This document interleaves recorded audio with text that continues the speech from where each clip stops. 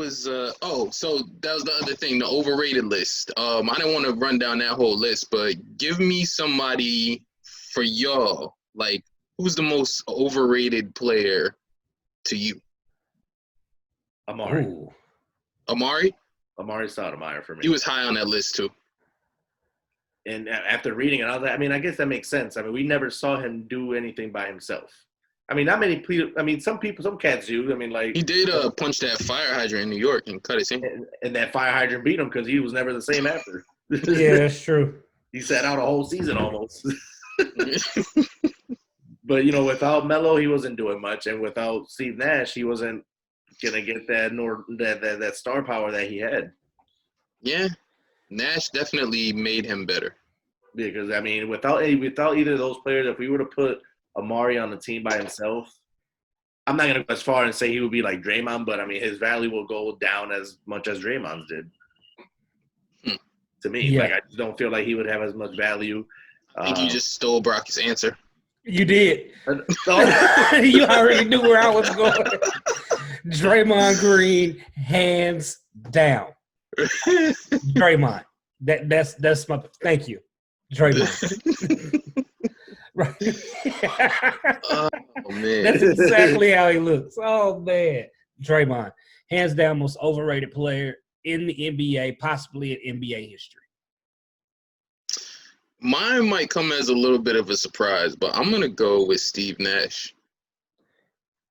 I think I know why. I'm surprised, but I accept it. I mean, fuck him for that, but that's not why I'm saying he's the most overrated. Like, he performed very well in a system. You know what I'm saying? Extremely well. When he was under Mike D'Antoni, whose system was essentially give Nash the ball and let him play to his strengths and wreak havoc.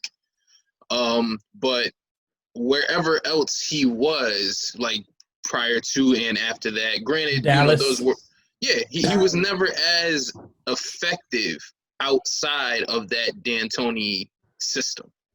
So in my personal opinion, that system kind of made him more than the other way around. If he had been in any other system that was more conventional, that wasn't just like straight up running gun and shoot at will, I don't think that he wins 2 MVPs. I don't think that that team obviously never had much in the way of playoff success. So maybe he would have been somewhere where he could have had more success in the playoffs, but I don't know. Either way, he was playing on a wide open offense and he was a defensive liability. So if he was ever in a situation where he had to play defense and couldn't just rely on his team to outscore other teams, he's not an MVP caliber player in another system, to me.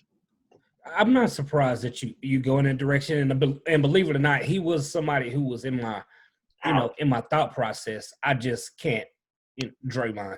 But either way, I do see what you're saying, and it's not to disrespect Steve Nash or take away from his talented. He's definitely a talented ball player, Right. But where he rates in history, it's like, all right.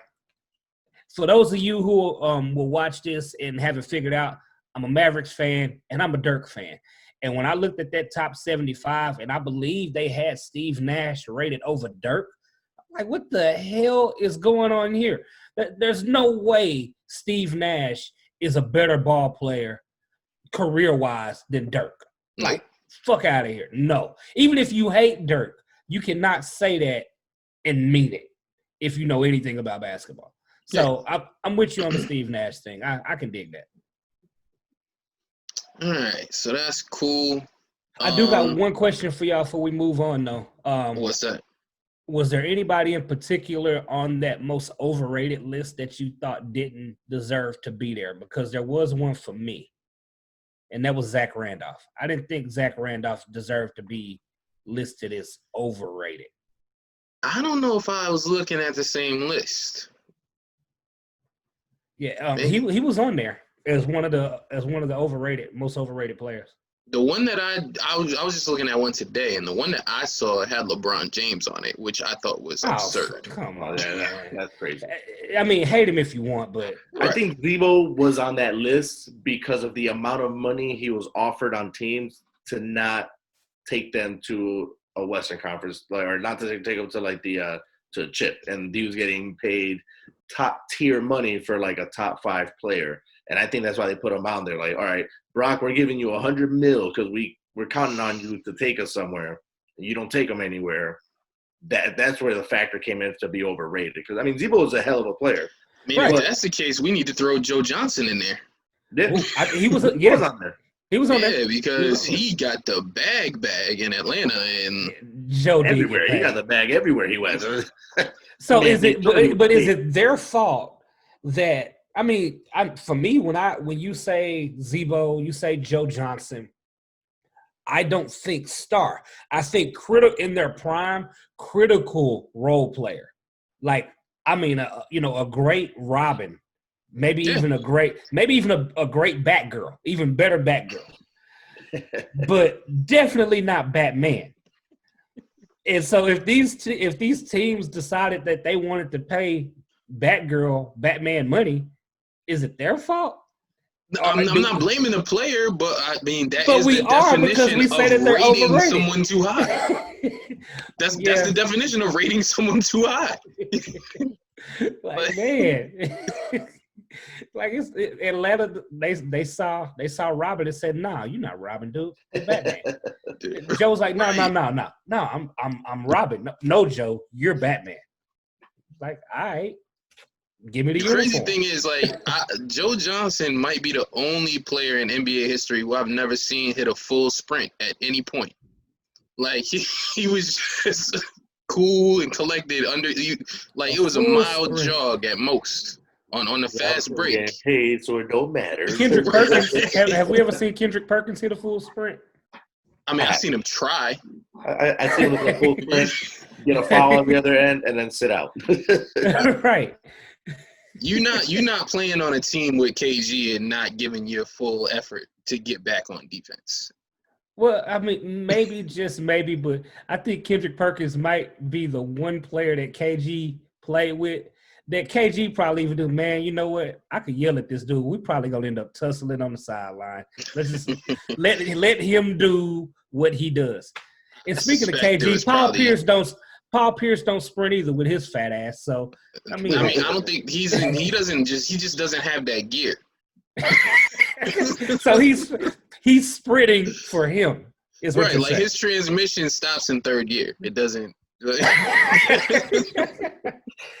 He should have been he should be on the list, like in the top 5. Paul Pierce. I could see that, man.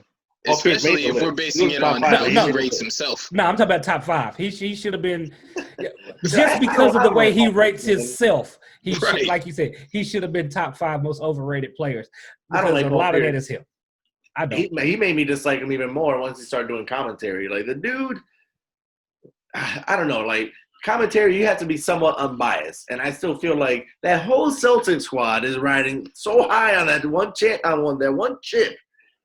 They cannot see past it. It's annoying as hell. It's just so annoying. It really is. Have to constantly compare, but if they were to go up against KG and my KG and Ray Allen team, like, bro, that was 12 years ago, my guy. Relax. Like, it's over. Like, why are you guys still having championship meetings discussing the championship over champagne? And by the way, you guys were together more than that 1 year, and mad people beat y'all.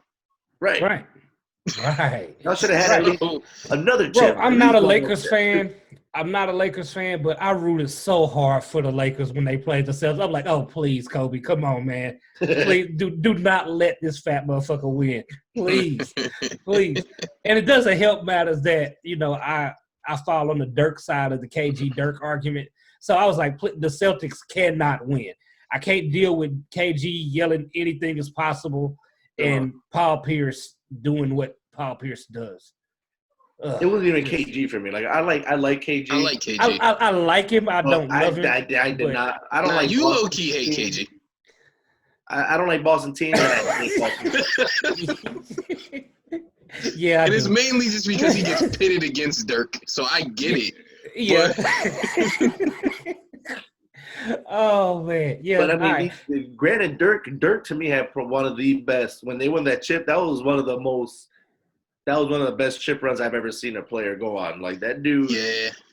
Like all bias aside, and how you feel about a player. Like I know Mark hated it because they went through They the swept Lakers, us but in the process. the Thanks dude, for that. I talked he was so on much one. shit. He was on one. Like And it wasn't just him. That whole the fucking whole team. team played out of their minds. Like Right. It was nothing nobody on anybody that could do team that was year. as good as they played in those playoffs. But Yeah, I feel like Dirk just flipped the switch. Like he was playing. I don't want to say out of his zone, but he was doing some things that you don't see him normally do because he wanted it that bad. Right. Right, like he was pulling up from like 2 steps over half court and just money just like, come on, damn, Dirk. When I seen Eduardo Nahara out there knocking down, I was like, all right, that's enough. Like, He said, who turned up Eduardo Nahara's stats to 99? Right. Yo, is Rashawn the fucking GM of the Mavericks right now? What's going on? He was a Mexican cat, right? Because I don't think Mark Albert ever let me go a game without making me aware that he was Mexican. Like,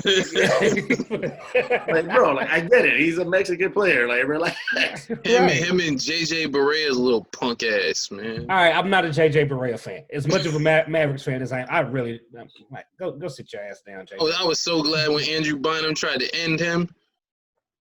That was grimy as fuck. Yo, this dude is like two whole feet taller than you and 120 pounds larger, if not more.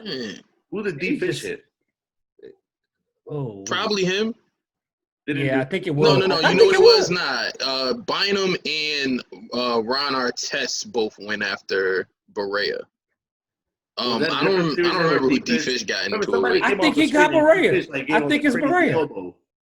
No, I do remember that when he bodied somebody off the screen. I don't remember who it was though. I guess it could have been Barea, but I don't remember. All right, this is one thing I will say. I mean, the Lakers came at the Mavericks hard and like gave some people that work.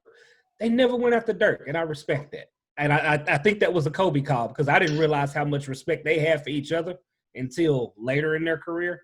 So, hey, maybe it was the Mamba.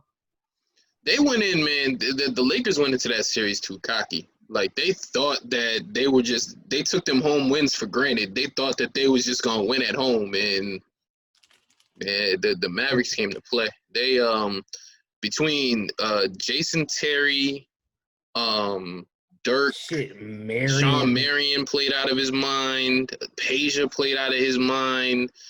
They had J Kidd too at the time, right? J Kidd, Tyson Chandler. That's a Jason Kidd a double a game. That team was tough, man. Yeah, that was when Jason Kidd could actually shoot. Yeah. Yep. Yeah. And everybody on that team was hitting threes, man. Yeah. Everybody. It was insane. Deshaun Stevenson and then you was just playing had ball too. Deshaun Stevenson. They had a squad. A lot of role players that nobody tried to do too much. They just moved that ball and they hit their shots. And then that year, like to me, them running through that postseason the way that they did was like the equivalent of like how the Giants got hot in their postseason, like just at the right time, and then went on a crazy tear in the postseason and beat that undefeated Patriots team. Like that was some lucky ass shit. Come on, man. Both of those wins, the Giants. Who picked the Mavericks to win anything going in? You a lying ass. This guy. Look, I was rooting for him. It was totally, biased, and I was just riding. And picking are different. Oh, I was picking, but I did it. All right. If you're asking me, did I believe? If you're asking me, did I believe beyond a shadow of a doubt that we will win the way that we did? Hell no. Did you think that y'all were gonna beat Miami? Like, let alone, I'll leave the whole LA thing alone. Did you think y'all were gonna beat Miami? Miami 06, I thought that was the year I thought we were gonna win and we lost. That was Dirk's MVP year. Miami 2011, I thought my honest to God thought was if we were gonna win, it was gonna have to be 7. So no, I didn't pick us to win the way that we did. No. Yeah, I didn't think that. I didn't think that anybody had a better shot than Miami that particular year. Miami had the most talented team in the NBA, especially when it came to top end talent. Like, you had 3 future Hall of Famers, 3 guys who got drafted top 5 in their same class, Two and a who were half. all perennial all 2.5 stars. future Hall of Famers. 2.5. I mean, people try to knock Bosh, but Bosh was bringing Toronto to the playoffs without either one of them cats. So all 3 of them were bringing their teams to the playoffs without each other. Yeah. That playoffs was crazy. I thought the Mavericks going into that finals, I thought we had a shot because we beat the Lakers, we beat OKC, and that was OKC with KD, Russ, and Harden off the and bench, which was stupid. And so I felt like we had a shot, but I mean, it was hard to just say beyond the shadow of a doubt that we were gonna beat them. So I'm with you. And y'all beat the Grizzlies, who had a tough team then. Yeah. But, Oh, no. I'm sorry. That might have been the year that OKC beat them and then played y'all. Who'd y'all beat in the first round? Was it? Did y'all play San Antonio? I think it was San Antonio. We beat the shit out of San Antonio, actually. Yeah. Because I remember wanting to play. Like, I knew that we were going to play whoever came out of y'all matchup. Yeah, it was San Antonio. I remember wanting to play San Antonio because I let Charles Barkley get in my head about how supposedly the Lakers were lucky that they had never run into Dallas in the postseason prior to that just because of the style of play. Mm-hmm. And I kind of started to buy into that narrative a little bit. Charles is low-key a savant. Yeah. Yo, a lot of his calls as far as like stylistic matchups be on point. People don't give Chuck any credit, man. It's because he talks slow. They think he dumb because he talks slow. And that's not the case, man. Chuck really, he be on to something. He be half-assed drunk, clothes be a little sloppy, but Chuck really know what the fuck he's talking about. Best sports segment out there right now. Oh, yeah. I love down. Yeah, hands down, no doubt. There's times where I miss games and I just want to watch, their show. Like I just want to get on there, like, oh, these cats are playing. I'm good. Let me just wait till halftime or something to get these cats. So that segment is tremendous. Like their personalities all mesh perfectly well. Yeah, and Shaq to me was the missing piece. Not that they were really missing anything before Shaq. But I did when Shaq first came into play, I wondered if he would take away from the segment. And I mean, he actually added to it. It actually added a little bit to it. So he has that comedic value, like the way him and Chuck go at it, Yeah. Yeah.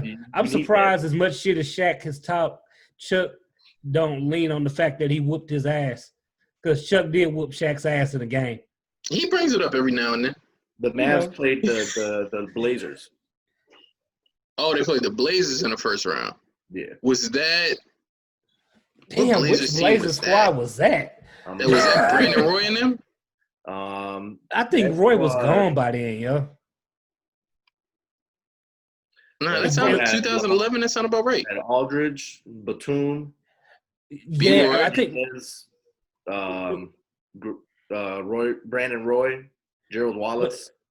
That was a decent squad. Yeah, they had a good team. I don't know how healthy they were, but low key, and it may be all because of 2K, but Brandon Roy is like one of my low key favorite players. Yeah, me too. Right, he was nice. B. Roy made me a fan of watching the Blazers. Like, I remember having NBA League Pass back then, and when I wasn't watching the Lakers, I was primarily watching the Blazers. That team was fun as hell to watch when B. Roy was there. Yeah, he was something else. Another career cut short due to injury.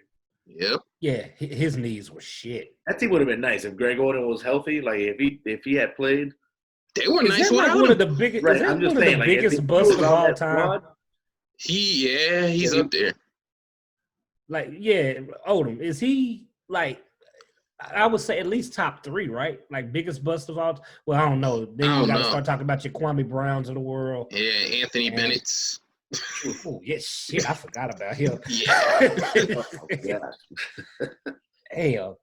And are you considered a bust? All right, your level of bustivity. Is it more so based off of your performance, or does it increase depending on who was drafted after you? I think it increases based on where you were drafted. Not so much on who was drafted after you, but like if you were drafted first, second, or third, and you was out of the league by like year 4, that was probably a misstep. Right. But don't you get like a kicker, like an extra bump if, all right, cool, you were drafted top 3 out of the league in 3 to 4 years, and oh, surprise, surprise, KD was drafted behind you, or Jordan was drafted behind you. Doesn't that make your level of a bust higher at that point? Doesn't it add a little sprinkle to it? Because if that's the case, then would Darko be the biggest bust of all time? Nah, because he was LeBron drafted went before first. Melo, Wade, and Bosh. Yeah. Sam Bowie. Darko is up there. You had Did 3 Darko options. have any good years at all? Not really. He didn't play much because that Pistons team was stacked. Loaded. Yeah, he didn't play much. Can you blame that on? Yeah, you can. Fuck it. You got to pick second overall. You got to perform. And not only that, but like, all right. So shortly after that team won the following year. They won the championship in 2004. So and Darko shortly has after that, they got chip disbanded. So that was supposed to be his time. Yeah, it was. Yeah, wow. That's tough. I mean, I can't really. It sucks for Odin to be up there, but I mean, I can't really blame him. It's not like he went out there and underperformed. He didn't really get a chance to perform. It's not like he went out there. I feel bad. I mean, but did you expect him to, man? He got look. I don't care what anybody says. That dude got drafted. He looked like he was 45 years old when he got drafted. I mean, that is the oldest looking young dude I have ever seen in life. I love when they compared him to, He lied about his age on his college enrollment application. Yeah, he looked like. Oh, you talking about the meme where he looked like LeBron's dad? Yeah, LeBron's dad. Oh man. Oh, that's terrible. Yeah. Nah, that dude looks What super. else we got? That team would have been smart though. Let's say Greg Oden was healthy. Greg Oden, LaMarcus Aldridge, and Brandon Roy. That would have been sick. If you can get all, that's a lot of. I mean, and Batum was a solid. He was earning his money then. Yeah. Greg Oden, I'll say this. I don't know if he's the most overrated, but I do think that he stole the most money in NBA history. Oh, bullshit. That's Melo. Melo stole more money than Greg Oden. I mean, Melo earned he got some accolades. He was putting his numbers up. He got a scoring title when he got that bag. So, I mean, I can't say. Did he get a scoring title when he got that bag or before he got the bag? When he got the bag. He did that in New York. Okay. His only one scoring title is in New York. I was also surprised to find that out too. I thought he had more than one. Oh man, who stole more money from the NBA? Greg Oden or Melo? Chandler Parsons. Chandler damn Parsons. Yeah, he's up there. Getting signed to crazy contracts and hadn't even played the year before, which was my team started that bullshit. Shit, y'all overpaid Chandler Parsons and Harrison Barnes.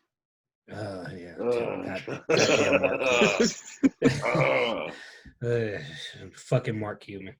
I love that dude and hate him at the same time. Yeah, take the good with the bad. Or the bad with the bad. Yo, speak on another note. I know that this is a shelf topic for another day, but bro, I didn't realize how badly Scottie Pippen played himself. Oh, you watch that? Yeah, he played himself like major. And I mean, if I was in his shoes, I get it. I get it. But 7 years, bro? That 7 year contract is ridiculous. I mean, but the way he put it out there, no, I understood the position that he was in. Yeah, right. But, no, because anything could have happened. At that point, he was arguably second, maybe third best player in the NBA. Arguably, yeah. Nah, definitely top 5. So absolutely top 5. Yeah, Hell no. Scotty. Yeah. But I don't know. I mean, what year did he sign that contract? Like, I don't think they had the same stipulations around contracts as they do now, as far as how long somebody's rookie deal lasted. And I think that they extended him straight off of his rookie deal, so that like it was an extension. So he didn't even get a chance to play out that full contract before he signed that new one, which probably seemed like a lot of money in comparison to what he was making. Yeah, he took all the meat, no Vaseline. 91. Yeah, that was. But yeah, I don't want to get too deep into that. But I didn't know that it was that bad. It was Yeah. Meanwhile, you got Jordan 1991. making like double what he made in that whole span in one season. He signed it in 91, a 7-year extension. Yeah, that's crazy. And what year was he drafted? 88?